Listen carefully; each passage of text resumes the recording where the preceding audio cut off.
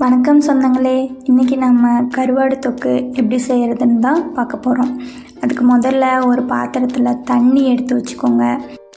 அதுக்கப்புறம் கருவாடை ஒரு கம்பியில் குத்தி நெருப்பில் வாட்டி எடுத்துக்கோங்க. என்கிட்ட கம்பி இல்லை, அதனால நான் இடுக்கியிலையே இது போல் வச்சு நெருப்பில் வாட்டி எடுத்துக்கிறேன். ரொம்பவும் கரிஞ்சிடக்கூடாது.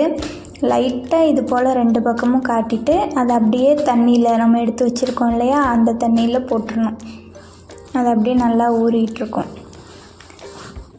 கருவாடு ஒரு 10லேருந்து 20 நிமிஷம் ஊறினா போதும். அதுக்கு மேலே ஊற விட்டோன்னா அது ரொம்ப கொலன்னு ஆயிரும். சமைக்கிறதுக்கும் கொஞ்சம் நல்லா இருக்காது. இப்போ கருவாடை க்ளீன் பண்ணுறது எப்படின்னு பார்க்கலாம் வாங்க. முதல்ல தண்ணியில் ஊறி இருக்க கருவாடை எடுத்து அதோட தலைப்பகுதி பிச்சு போட்டுருங்க. அதுக்கப்புறம் இது போல் நடுப்பகுதியில் பிடிச்சி 2 பக்கம் இழுத்தாவே அந்த சதைப்பகுதி மட்டும் தனியாக வந்துடும், முள் தனியாக வந்துடும். கருவாடோட வயிற்று பகுதியும் கூட நம்ம சமைக்கிறதுக்காக சேர்த்துக்கலாம். நல்லா சுத்தமாக க்ளீன் பண்ணிவிட்டு சேர்த்துக்கணும். இது போல் நான் எல்லா கருவாடையுமே தனித்தனியாக பிரித்து எடுத்து வச்சுக்கிறேன். அப்படியே நம்ம சேனலை சப்ஸ்கிரைப் பண்ணிக்கோங்க. வீடியோ பிடிச்சிருந்தா லைக் பண்ணுங்கள், கமெண்ட் பண்ணுங்கள். மறக்காமல் உங்கள் ஃப்ரெண்ட்ஸ் அண்ட் ஃபேமிலிக்கு ஷேர் பண்ணிவிடுங்க. கருவாடு எல்லாத்தையும் பிரித்து எடுத்ததுக்கப்புறமா தண்ணியில் போட்டு நல்லா வாஷ் பண்ணி எடுத்துக்குவோம். கருவாடில் கல் மண் மாதிரி சின்ன சின்ன தூசியெல்லாம் இருக்கும். அதெல்லாம் பார்த்து சுத்தமாக க்ளீன் பண்ணி எடுத்துக்கலாம். கருவாடை 4லேருந்து 5 தடவை தண்ணியை மாற்றி க்ளீன் பண்ணி எடுக்கும்போது அதில் இருக்கிற கவிச்சி வடை எல்லாமே போயிடும்.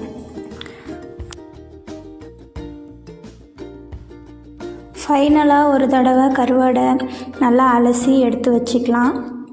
இப்போ நம்ம கருவாடை எப்படி சமைக்கிறதுன்னு பார்க்கலாம் வாங்க.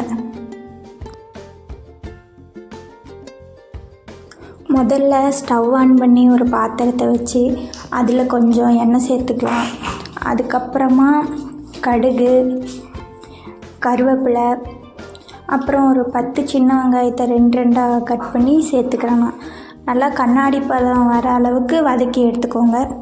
அதுக்கப்புறம் ஒரே ஒரு தக்காளி மட்டும் நான் சேர்த்துக்கிறேன். தக்காளி சேர்த்துட்டு அதில் தேவைக்கேற்ப உப்பும், அதுக்கப்புறம் கொஞ்சம் மஞ்சள் தூள், அதுக்கப்புறம் நம்ம காரத்துக்கு ஏற்ற மாதிரி மிளகாய் பொடி சேர்த்துக்கிறேன். நான் குழம்பு மிளகாய் பொடி தான் சேர்த்துருக்கேன். நீங்கள் தனி மிளகாய் பொடி கூட சேர்த்துக்கலாம். இதை நல்லா வதக்கி விட்டுக்கோங்க. தக்காளி நல்லா மசிஞ்சு வர அளவுக்கு வதக்கி விட்டுக்கோங்க.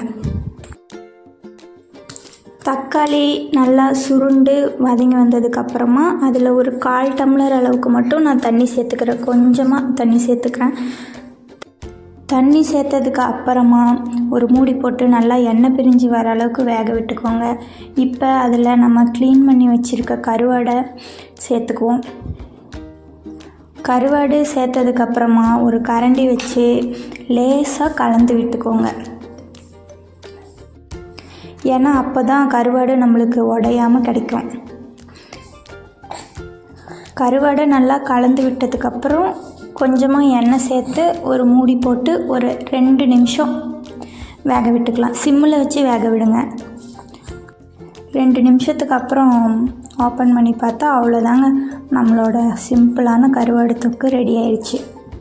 இது சுட சுட சாதத்து கூடயும் ராகி களி கூடயும் வச்சு சாப்பிடும் போது அவ்வளோ டேஸ்ட்டாக இருக்கும். இந்த கருவாடு தொக்கை சைட் டிஷ்ஷாகவும் யூஸ் பண்ணிக்கலாம், மெயின் டிஷ்ஷாகவும் யூஸ் பண்ணிக்கலாம். நீங்களும் வீட்டில் இது போல் செஞ்சு பார்த்துட்டு எப்படி இருந்துச்சுன்னு மறக்காமல் கமெண்ட் பண்ணுங்கள். நம்ம சேனலை அப்படியே சப்ஸ்கிரைப் பண்ணிக்கோங்க. பாய்.